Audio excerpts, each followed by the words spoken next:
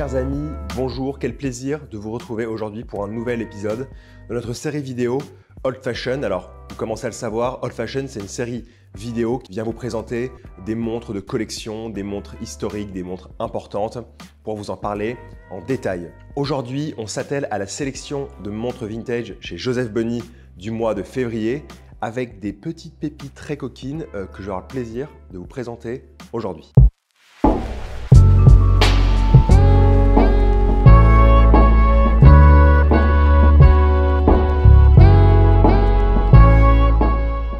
Comme d'habitude, le but est simple, c'est prendre beaucoup de plaisir, c'est d'avoir des coups de cœur, c'est de ne pas trop se poser de questions et évidemment de savoir derrière que tout est pris en charge par nos soins, que toutes les montres sont révisées ou nettoyées par notre horloger puis garanties 1 an. Donc voilà, pas de stress, on se détend, on se sert un petit thé et on écoute.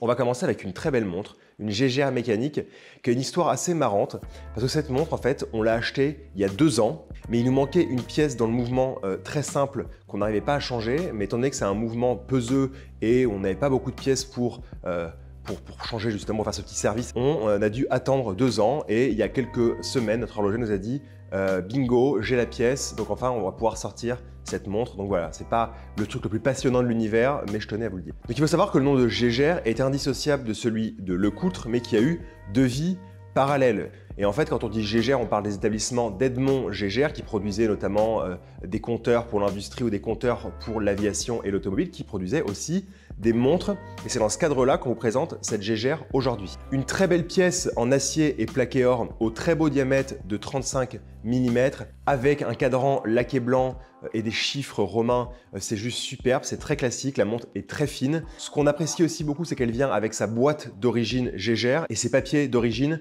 de janvier 1981 pour une montre qui avait été achetée dans le 15e arrondissement à Paris. Donc voilà, une très belle montre GGR mécanique à remontage manuel, très fine, très élégante, au visage juste sublime. J'ai rien d'autre à dire. Bon, vous nous connaissez, on aime beaucoup vous proposer des petites Rolex sportives. Alors quand je dis petites, évidemment, c'est pas le bon terme. C'est juste qu'elles sont encore accessibles par rapport à d'autres montres Rolex sportives.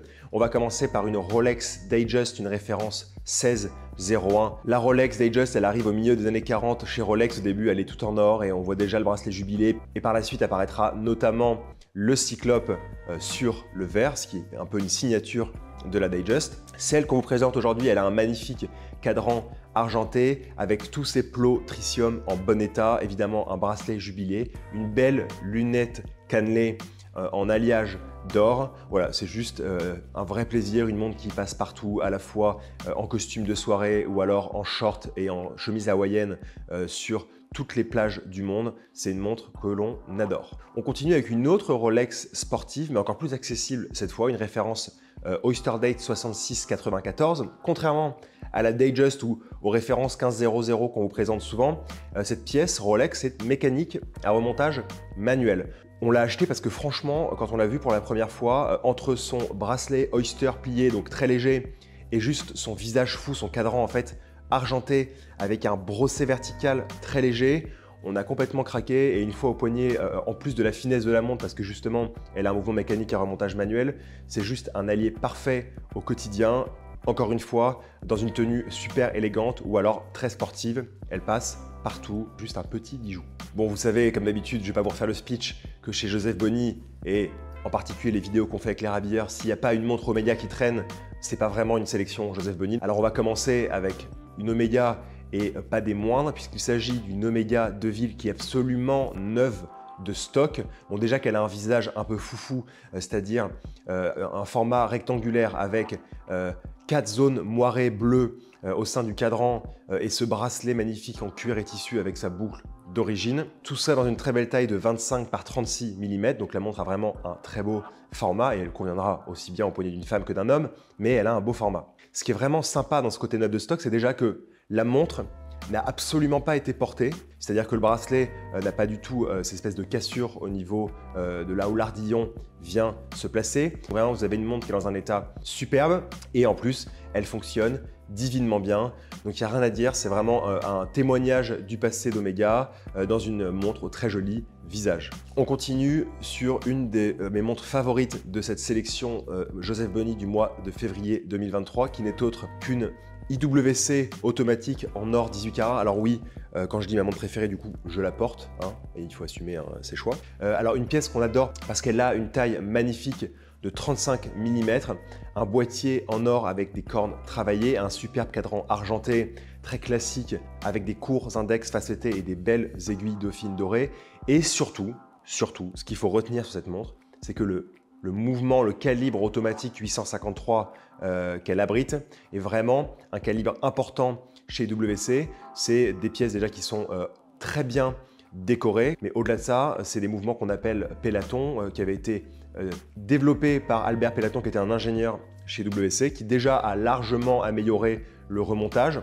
Il y a beaucoup d'autres détails que je ne vais pas développer ici, qu'Albert Pellaton a fait chez WC, mais également le fait de pouvoir faire un service très rapide, c'est-à-dire qu'on peut dissocier la partie remontage automatique en un clic en fait de la montre, et on se retrouve avec un mouvement mécanique et un remontage manuel entre guillemets, et du coup l'horloger peut faire des services ou accéder à des endroits stratégiques du mouvement très rapidement, donc c'est aussi plus simple. Donc ça c'est vraiment que du bonheur, une montre super élégante, très légèrement sportive aussi, qui s'assoit franchement parfaitement bien au poignet avec une finesse rare et évidemment la chaleur de l'or qu'on adore. Et du coup on n'a pas voulu vous proposer une IWC automatique, mais on a fait deux IWC automatiques. Alors celle qu'on vous présente maintenant, c'est exactement la même à 2 détails près que la pièce que je viens de vous présenter en or 18 carats, sauf que cette fois elle est en plaqué or. Alors pas un plaqué or rincé, hein, un plaqué or 40 microns laminé, donc c'est vraiment un plaquage d'or très épais. Donc ça se remarque, la montre n'a aucun défaut au niveau de l'or, du plaquage qui pourrait s'abîmer, qui pourrait s'enlever. On est vraiment sur une montre de qualité supérieure. Exactement les mêmes détails, c'est-à-dire un cadran argenté avec des index courts facettés, de belles aiguilles dauphines, un mouvement à l'intérieur, un calibre 853 remontage automatique Pellaton, donc ça c'est très très beau. Et voilà, vous avez un petit détail par exemple au niveau des cornes qui sont un peu différentes, mais la taille de 35 mm est toujours là et on a toujours une superbe montre élégante, légèrement moins brillante en termes d'or que la montre que je viens de vous présenter juste avant, mais tout aussi réussie. Et franchement, quand on voit les IWC de cette époque, on se dit que c'était vraiment un moment de fou quoi. On continue avec notre petit extraterrestre préféré, une Omega Genève dynamique. Alors, vous les avez forcément vus, ces montres-là. Alors après, il y a des boîtiers qui sont différents avec des finitions de lunettes différentes. Mais vraiment, voilà, cette forme d'ellipse si propre à Omega, née en 1967, d'un travail d'élite, si je puis dire, entre 3 personnalités. D'un côté, Robert Forstner, qui est alors directeur commercial d'Omega. De l'autre, du dessin de Raymond Thévenat, qui était designer horloger et pas seulement, loin de là, chez Omega, mais aussi les ateliers de Fontana en Italie qui faisaient des bracelets, mais aussi certains boîtiers pour Omega. Et en l'occurrence, là, ils vont faire ce boîtier assez dingue et monobloc de la Omega Dynamique. Née alors la fameuse montre de forme ellipse, mais surtout, son objectif à l'époque, c'est de calculer comment la montre pouvait se poser de la meilleure des façons sur le poignet. Et là, clairement, ça réussit avec cette montre où, en fait, quand on la met sur le poignet, que ce soit avec le bracelet acier qu'on vous propose aujourd'hui ou avec un bracelet en cuir, c'est vraiment incroyable quoi. La montre, on la sent même pas au poignet. C'est assez dingue. Ça, c'était vraiment le calcul d'Omega et d'ailleurs la publicité qu'ils faisaient à l'époque sur l'anatomie du corps humain et le fait que la montre était complètement faite pour cette anatomie-là. Ici, on retrouve classiquement un très beau cadran à secteur argenté et bleu avec une belle aiguille centrale orange et une date à 3 heures. Sans oublier la présence du poly original sur cette lunette très légèrement bombée, et cette montre est accompagnée de son bracelet en acier Omega d'origine. Elle est pas belle la vie? On continue avec ma deuxième montre favorite de cette sélection qui n'est autre qu'une Omega Cosmic, une référence 166 035 qui est vraiment une pièce au cadran sublime dont je vais vous parler juste maintenant. La Omega Seamaster Cosmic, elle apparaît en 1966 avec déjà un visage reconnaissable avec une très belle forme tonneau. Et surtout, quand vous retournez la montre, vous remarquez qu'il y a une construction de boîte avec vraiment 2 biseaux qui courent tout au long de la montre. Et c'est aussi ce qui lui a valu le surnom de ski pour cette Seamaster Cosmic. Ce qu'il faut retenir avec cette montre, c'est vraiment qu'elle a un cadran qui est stupéfiant. Franchement, j'ai jamais vu autant de détails dans un cadran. Avec une couleur argentée, puis une minuterie grise et blanche. Des index assez courts avec des plots tritium qui sont tous présents, sans oublier les disques de date et de jour à 3 heures. Si vous ajoutez à cela le bracelet en acier très sport, très 70s qui a été mis dessus alors qu'il n'est pas un bracelet Omega, mais franchement c'est tout comme. C'est une montre qui est absolument divine et je ne me lasse pas de regarder ce cadran complètement fou. Vous devez en faire de même, compte sur vous. On part maintenant à Deauville avec une Deville, c'est si bien dit, une Omega Deauville, alors qui a existé dans plein de déclinaisons différentes. On vous présente aujourd'hui un peu la plus costaude, avec un boîtier rectangulaire allongé et son bracelet acier qui va avec. Une montre absolument sublime avec un mouvement automatique, donc un calibre Omega à l'intérieur. Donc vous connaissez les montres de la collection Deauville. Là, c'est vraiment la frange la plus costaude des Deauville parce qu'en général, vous savez, Marc Aurichon disait dans le monde du chic et du charme, les Omega Deauville, etc., etc. Là, on est dans le chic et le charme si vous voulez, mais on est quand même dans le punchy tout en restant un peu élégant. On aime surtout cette montre pour son cadran argenté et si vous regardez plus précisément à la loupe, vous verrez qu'il est azuré, c'est-à-dire qu'il y a de fines rainures verticale, ce qu'on trouve parfois justement pour décorer la petite seconde. Alors la taille c'est quand même 50 mm x 27 mm, donc vous voyez que c'est à la fois petit et grand et ça passe très très bien au poignet, surtout que le fond est légèrement incurvé. Et on trouve aussi sur ce cadran de beaux index en acier et pierre avec 2 aiguilles fil noires très discrètes, très appréciables. Maintenant pour les poignets un peu plus fins tout en restant chez Omega, on a trouvé une très belle Omega Genève avec un mouvement mécanique à remontage manuel de forme ovale qu'on apprécie beaucoup parce que c'est vrai que cette forme ovale on la voit pas tous les 4 matins chez Omega. Alors c'est une forme qui existait à la fois en format horizontal mais aussi en format vertical avec le même type de boîtier. On trouve un très beau cadran argenté avec des index en acier et pierre, 2 discrètes aiguilles argentées très jolies et puis un petit bracelet en galucha, histoire quand même de rehausser un petit peu la montre et de se la péter aussi un peu parce que c'est important quand on porte des pièces de collection. Je rigole, bien évidemment, détendez-vous un peu, cachez vos montres. Puisqu'une seule montre neuve de stock comme la Omega Deauville que je vous ai présentée il y a un instant n'était pas suffisante, on vous en présente une deuxième qui n'est autre qu'une Zenith XL Tronic. Alors d'importance dans les années 70 avec ce mouvement à quartz. Et en fait, ici, on a vraiment une montre assez dingue avec un boîtier très travaillé à la finition brossée de bonne taille qui fait vraiment typique années 70. Un très beau cadran bleu légèrement dégradé et surtout la montre est neuve de stock. Donc le bracelet Zenith marron n'a jamais été porté. La montre ne souffre d'aucune rayure, d'aucun poc. Elle est vraiment absolument neuve. Et surtout, au-delà de la boucle qui est signée Zenith, on retrouve son étiquette d'origine qui vante tous les mérites de ce calibre à quartz et c'est juste magnifique. Vous savez qu'on aime bien, pour sa sélection de montres Joseph Bonny, vous présenter des petites Omega à quartz ou des petites Longines à quartz parce qu'on les trouve toujours magnifiques, elles ont toujours un petit détail sympa, elles sont toujours extrêmement fines, elles sont plutôt accessibles, c'est les montres souvent les plus accessibles de la sélection et j'aimerais vous présenter cette très jolie Longine à quartz qui présente un joli cadran blanc laqué avec un léger motif.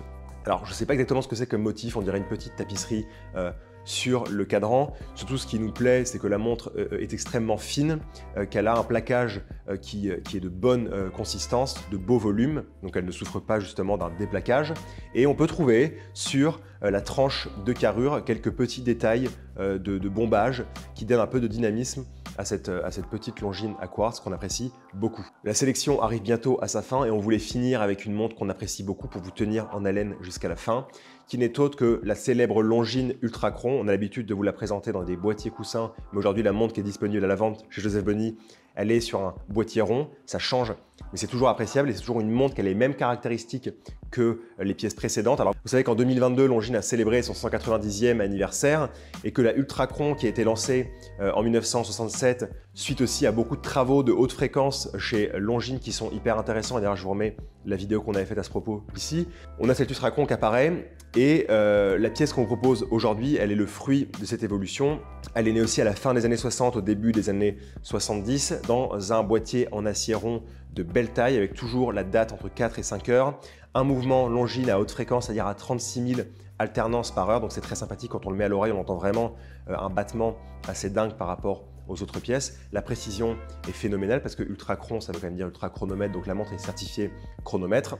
Donc voilà, on a vraiment une pièce de l'histoire horlogère assez exceptionnelle, ici avec un cadran en super bêta, argenté, avec tous les petits détails qu'on apprécie, le logo Longines en applique, la fréquence assez rapide, Ultrachron à 6 heures aussi en applique, et voilà, avec un mouvement complètement magnifique à l'intérieur. Comme d'habitude, des pièces que l'on apprécie beaucoup vous présenter, qui sera à la vente chez Joseph Bonny. Voilà, c'est tout pour ce nouvel épisode de notre série vidéo Old Fashion. Ici pour la sélection de montres vintage qui sont disponibles à la vente chez Joseph Bonny à partir d'aujourd'hui. Que du plaisir, que du bonheur, vraiment ça doit rester comme ça à l'horlogerie, c'est-à-dire on voit une montre, on a un coup de cœur, on a envie de l'essayer, on a envie d'en profiter, de l'acheter.